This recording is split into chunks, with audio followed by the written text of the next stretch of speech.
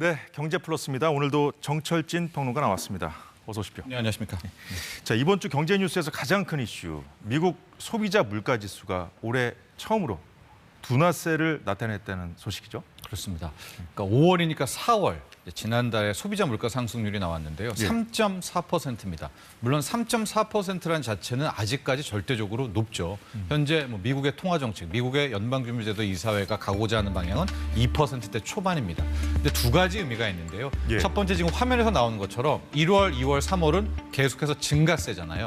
근데 그 증가세가 꺾이는 하락으로 돌아가는 그 변곡의 의미가 첫 번째가 있었고, 두 번째 같은 경우에는 1월도 그랬고 2월도 그랬고 3월도 그랬고 시장이 발표 나오기 전에 예상을 하지 않습니까? 근데 다 예상치를 웃도른 결과였습니다. 그런데 이번 달, 그러니까 지난달 발표했던 4월 소비자 물가 상승률은 3.4%를 예상했는데 딱 그만큼 나왔다라는 점이 두 가지 포인트였습니다. 그러니까 지금 화면상에도 나오지만 1월, 2월보다 여전히 높은 수치지만 절대치 높죠. 예상보다 낮았다는 거죠. 네, 예상보단 낮았고 방향성에서 꺾였다라는 이제 두 가지 포인트가 있고, 또 하나가 세부적으로 들어가면 우리도 그렇지만 미국의 소비자 물가 상승률도 이제 품목별에서 가중치도 두고 어떤 항목들이 굉장히 중요하지 않습니까?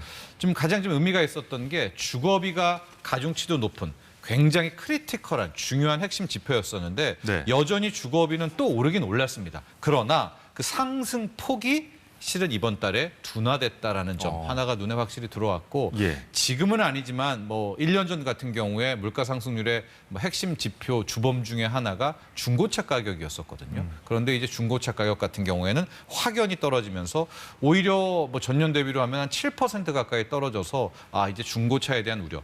마지막으로 주거비만 좀 많이 떨어져 주면 미국의 물가도 잡힐 수 있지 않겠느냐, 이런 좀 기대 어린 기대를 할 수가 있습니다. 다만 우리도 그렇지만 지금 미국도 서비스 물가, 또 외식 물가, 여기는 굉장히 높아서 이 부분을 해결하지 않고서는 좀 힘들다. 맥도날드에 손님이 많이 없다면서요? 나옵니다. 그렇습니다. 맥도날드. 맥도날드도 이제는 10달러는 이상은 들고 와야 식사를 할 수가 있는 그런 상황까지 되었습니다. 그렇군요. 자, 이게 우리가 언젠가부터 미국 소비자 물가 지수까지 막 챙겨봐야 되는 그런 세상이 돼버렸는데, 결국은 그게 금리랑 관련돼 있기 때문 아니겠어요? 그렇습니다. 현재 우리도 그렇고요. 전 세계가 바라는 것이 미국의 금리 인하입니다. 금리 인하란 자체가 그렇게 좋은 건 아니죠. 왜냐하면 금리 인하라는 건 경기가 나쁘다는 거에 방증이기도 하나. 그런데 지금은 워낙 고금리인 상황이기 때문에 특히 전 세계적으로 빚을 많이 진 상황에서는 금리가 떨어진 것은 아주 쉽게 생각하면 이제 대출 부담이 좀 줄어들 것 아니겠습니까? 그런 차원에서 금리 인하를 많이 기다리고는 있는데요. 그런데 왜 이 물가와 금리 인하가 연결이 돼 있느냐? 이것도 쉽게 생각하면 현재 통화정책, 금리를 올리고 내리고는 크게 두 가지 지표인데요. 첫 번째가 물가, 두 번째가 고용입니다. 그러니까 금리를 좀 빨리 내릴 수 있는 명분을 주려면 물가가 잡혀야 되는 겁니다. 그러니까 물가가 이 정도로 잡히네 하면 금리를 내릴 수가 있는 것이고, 두 번째가 고용이 좀 나빠졌네라고 하면 또 물가를 내릴 수 있는 명분을 줄 수가 있거든요. 그런데 현재 보면 이달 초에 발표됐던 지난달에 미국의 고용 시장이 기대 외로 완전히 좀 많이 좀 타격을 한번 받았었거든요. 그러니까 고용도 나빠졌고 이번에 물가도 변곡이 됐다라고 한다면 이제 이런 추세가 조금만 더 이어지게 되면 미국의 연방준비제도 이사가 금리를 내릴 수 있는 그런 환경이 나오기 때문에 이렇게 우리가 미국의 물가, 미국의 고용 계속해서 이야기한다라고 보시면 되겠습니다. 방금 전에 추세를 좀 더 봐야 된다고 말씀하셨잖아요. 그러니까 우리가 방향성을 지금 여전히 예단할 수는 없는 상황이다. 그렇죠. 왜냐하면 통화 정책이 한 달 이렇게 됐다고 해서 뚝딱 바뀌지는 않고요. 과거의 통계를 좀 보면 미국의 연준 같은 경우에는 한 3번은 확인하는 것 같아요. 그러니까 이달에는 4월을 확인했죠. 그럼 다음 달 초에는 미국의 5월 비농업 부분의 고용, 둘째 주에는 5월 물가, 그다음에 이제 7월이 되면 6월까지를 확인하게 될 테니까 아마도 6월, 7월 이 언저리에서 정말 명확한 금리 인하의 시점과 사인을 알 수 있을 것 같습니다. 그러니까 3-4번은 확인해야 된다는 말씀이신데 보통 그렇습니다. 워낙 연준 입장이나 분위기가 자주 바뀌어가지고 이 자리에서 정철진 평론가도 연준 너무 믿으면 안 된다고 하셨는데 지금 어제도 뭐 주식이 올랐다가 좀 빠지고 그러니까 너무 이렇게 환호해서도 안 되는데 또 언론이 좀 너무 부추기는 측면도 있는 것 같습니다. 그것도 있고 예. 이제 언론의 입장에서는 그 연준 위원이라는 분들, 또 제롬 파월은 연준 의장이잖아요. 이 사람이 한마디 한마디를 일단 경청할 수밖에 없죠. 왜냐하면 그 통화 정책은 누구도 모르는데 예. 적어도 지금 고용이 어떻게 되는지, 물가가 어떻게 되는지의 현행 지표들은 아마 연준 위원들이 좀 더 미리 앞서서 볼 수 있지 않겠느냐라는 그런 가정 때문에 이분들의 말을 듣게 되는데요. 제가 계속해서 말하지만 이분들의 말을 계속 듣다 보면 예. 진짜 멘탈 붕괴됩니다. 왜냐하면 하루는 이 사람이 예. 아주 강경하게 아직 금리 인하 멀었다, 물가 안 잡혔다라고 얘기하다가 하루는 저 사람이 괜찮다, 고용이 좀 흔들리는 신호 보인다, 뭐 이렇기 때문에 지속적으로 말씀드리지만 오히려 차라리 지금은 채권 금리, 10년물 국채 금리를 하나 딱 놓고 그냥 시장 금리를 따라가는 것이 앞으로도 현명한 우리의 대처법이 아닌가 보입니다. 그렇군요.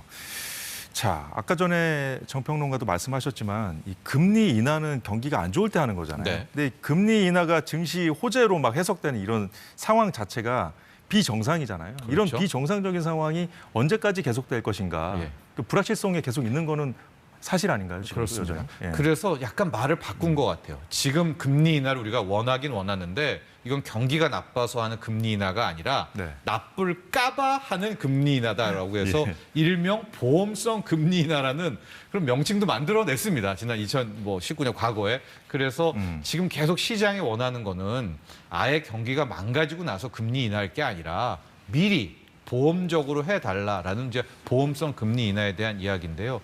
제가 봤을 경우에는 이제 6월이 오잖아요. 네. 그럼 6월 첫째 주 금요일 날에 미국의 5월 고용 지표를 볼 수가 있어요. 5월 한 고용 번 더 고용 지표가 비농업 부분의 고용 지표가 망가진다면 예. 그리고 6월 둘째 주가 되면 5월의 물가 상승률을 볼 수 있거든요. 한 번 더 추세적으로 떨어지는 모습을 보고 있다면 저는 기준금리, 그러니까 연준은 금리를 안 내린다 하더라도 예. 시장 금리인 10년물 금리는 굉장히 빨리 떨어질 것 같거든요. 근데 이게 떨어지면 달러도 약세로 확 돌아섭니다. 그러니까 지금 원하는 부분은 아마 한 6월 둘째 주 부분이 되면 훨씬 더 우리가 확연하게 들어가. 그럼 6월 달까지 상황을 좀 더 지켜봐야 된다는 말씀이시네요. 그렇습니다. 저는 뭐 굳이 7월까지 안 가더라도 6월까지만 본다면 글쎄요, 뭐 시장 대처법이라든가 앞으로의 통화 정책은 더 윤곽이 뚜렷하게 드러날 것이라고 보여집니다. 3, 4번까지는 아니더라도 한, 예. 방향성은 맞습니다. 6월 달까지만 보면 알 수 있다. 6월이 방향이 다시 위로 틀어버린다. 이러면 꽤 금리 인하라든가 모든 부분들은 뒤로 밀릴 수밖에 없겠죠. 이게 사실 우리가 좀 신중론, 그러니까 우리가 뭐 상승론자가 될 필요도 없고 하락론자가 될 필요도 없어요. 추세론자가 될 필요가 있을 것 같습니다. 이런 그렇습니다. 상황에서는. 근데 이제 이런 과거에 이제 진짜 그 주식 폭락기라든가 부동산 폭락기가 대부분 금리 인하 시점에 왔었거든요. 그래서 예. 좀 조심스러운 그 관점을 좀 유지하는 것이 필요하지 않을까 싶어요. 시청자 여러분들을 위해서. 그렇습니다. 예. 금리 인하는요. 과거에 보면 말씀하신 대로 나쁠 때 했었기 때문에 통계를 쭉 보면 오히려 역설적으로 증시든 부동산이든 금리 인하가 시작될 타이밍부터 무너졌던 것이 맞습니다. 다만 예. 제가 앞서도 말했던 이 보험성 금리 인하 시점 같은 경우 뭐 2019년이나 몇 해 같은 경우에는 금리 인하기에 오히려 증시라든가 부동산이 환호했을 때도 분명히 존재하는 거거든요. 그러니까 이게 훨씬 더 어렵죠. 가령 고용 시장이 나빠지기는 나빠져야 되는데 또 무너지면 안 돼요. 그러니까 예상치보다 안 좋은 예. 이 정도 레벨로 떨어지는 좀 고차 방정식을 풀어야 될 것 같습니다. 아, 그렇군요. 지금 사실 고물가 고금리는 계속 유지되고 있는 상황이잖아요. 아직까지는. 네. 그래서 스태그플레이션 위험성까지 경고를 하다가 갑자기 좀 분위기가 좀 바뀐 거잖아요. 네. 소비자 물가지수 나오면서. 네. 근데 이제 연준이 뭔가 이 미국 대선까지 좀 이 금리를 좀 딱 누르는, 좀 관리하는 듯한 인상을 주거든요. 이제 그 부분에 대해서는 지난번 FOMC 회의 때 제롬 파월 연준 의장이 크게 선을 그었습니다. 기자들도 예. 대선을 앞두고 있기 때문에 대선 때문에 혹시 정치권의 통화 정책에 영향을 받는 것 아니냐라고 할 때 자기가 이 의장 자리를 12년간 했었다. 그런데 예. 12년간에는 당연히 트럼프도 겪었지 않았었습니까? 네. 그때 정치권에 휘두른 것을 본 적이 있느냐라고 좀 화를 냈었거든요. 과거에도 연준 같은 경우가 그닥 그렇게 뭐 정치권의 영향을 받았던 적은 없습니다. 다만 이번에 좀 스케줄을 좀 보게 되면 예. 11월에 대선이 있고 또 11월에 FOMC 회의가 거의 비슷하게 붙어 있어요. 그러니까 일단 11월에는 좀 어떤 행동을 하기가 좀 좀 부담이 되지 않겠는가? 왜 제가 오해를 받을 수가 있기 그 질문을 때문에. 왜 드렸냐면 네. 그럼 연준뿐만 아니라 재무부도 지금 네. 부채 발행 수를 너무 확 늘리지 않겠다라든가 그런 신호를 계속 줬었잖아요. 네. 그래서 좀 같이 움직이는 걸 봐서는 좀 이게 선거와 관련된 거 아니냐 이런 의심을 좀 살만하거든요. 오히려 재무부 같은 경우에는 그럴 가능성은 있겠죠. 예, 자넷 옐런 그러니까 중앙은행과는 다르게 특히 예. 말씀하셨 제가 전에도 얘기했지만 재무부가 오히려 바이백이라는 그러니까 재무부가 스스로 돈을 찍어서 채권을 이제 사들이는 예. 그런 행동을 했단 말입니다. 이게 약간 말이 안 되는 게 지금 미국은 물가 혹은 유동성이 너무 많이 풀려서 고민을 했었는데 재무부가 나서서 채권을 사들이고 또 돈을 푸는 일종의 뭐 정부발 양적 완화를 했던 부분들이 좀 있기 때문에 네. 뭐 그런 대목이라면 오히려 앵커께서 이야기한 그런 의심을 살 수는 있을 것 같습니다. 자, 이게 또 중요한 이유가 이렇게 가다가 2025년도가 되면 물가가 또 오르는 거 아니야? 이런 우려도 있거든요. 네. 네. 그 지적도 좀 맞는 것이 물가에 있어서 가장 영향력, 파급 효과가 큰 걸 하나만 꼽으라고 하면 예. 기름값입니다. 그러니까 지금 보고 있는 물가가 높아 하는 게 가짜 인플레이션이라는 이야기가 많이 나오는 것이 그렇군요. 지금은 정말 중요한 폭풍, 핵심인 기름값은 WTI 기준으로 배럴당 $80 이하에서 관리가 되고 있습니다. 그러니까 지금 나오는 물가 상승은 예. 정작 물가의 주인공인 유가를 눌러놓은 채로 서비스 물가, 외식 물가, 먹거리 물가, 우리나라는 과일값 이 품목들이 올라가고 있는 거거든요. 예. 그러니까 만에 하나 이걸 못 잡은 상황에서 설상가상 국제유가가 본격적으로 오르기 시작한다면 즉 유가는 지금 대선을 앞두고 바이든 행정부가 누르고 있는 모습들이 좀 보여지거든요. 중동 문제도 관리하고 예, 있고요. 관리하고 있고요. 어. 이게 터지게 되면 이야기한 대로 걷잡을 수 없는 그렇군요. 정말 큰 진짜 인플레이션을 맞닥뜨리게 될 텐데 지금 계속해서 경기가 좀 꺾이네, 소매 판매 지수가 나쁘네라는 신호가 오고 있거든요. 그러면 말씀하신 대로 내년에는 물가는 오히려 한 단계 더 업, 오히려 경기는 나빠지는 이제 스태그플레이션에 대한 걱정도 함께 존재하는 게 사실입니다. 아직은 불확실성이 살아있는 상황이라서 이거를 전망해 보는 것이 얼마나 유의미한지 모르겠습니다만은 원달러 환율이 어제 폭락한 다음에 오늘 조금 올랐거든요. 네. 그리고 국내 증시에 어떤 영향을 미칠지 궁금하긴 한데 좀 이건 거의 이제 단기적인 전망이라 좀 해보죠. 암계 영역을 하면 될 텐데요. 우리 코스피 국장이라고 표현하죠. 우리 코스피가 원하는 건 원화 강세입니다. 그러니까 나 주식 투자하시는 분, 우리 특히 국내 주식 투자하시는 분들은 네. 달러가 약세가 되기를 바라셔야 돼요. 원달러 환율이 떨어지길 바라고 계시죠. 그 지금 네. 표에 나오고 있지만 어제 같은 경우가 1,340원대까지 거의 뚝 떨어졌었거든요. 그러니까 주식은 반대로 움직이잖아요. 예, 주가는 올랐었고 오늘은 실은 또 뉴욕 증시에서 뭐 금리나 힘들다 어쩌고저쩌고 이야기 나오면서 다시 원달러 환율이 올랐어요. 1,350원대로. 그러면서 우리 시장은 또 하락하고 이런 모습이 있어서 앞으로의 추이를 바라볼 때는 환율이 환율이 떨어진다는 것은 달러가 약세가 되기를 바라야 되는데 이것도 또 암기 영역인데요. 이 미국의 달러 가치는 미국의 국채 금리와 함께 움직입니다. 거의 동행해서. 그러니까 달러가 약세가 될까 강세가 될까 하는 점은 미국의 채권 금리인 국채 금리가 올라 내려와 똑같아요. 그래서 이걸 다시 총 정리를 하면 금리 인하 기대감이 커지죠. 그러면 미국의 시장 금리인 국채 금리가 먼저 떨어지겠죠. 그럼 달러 약세입니다.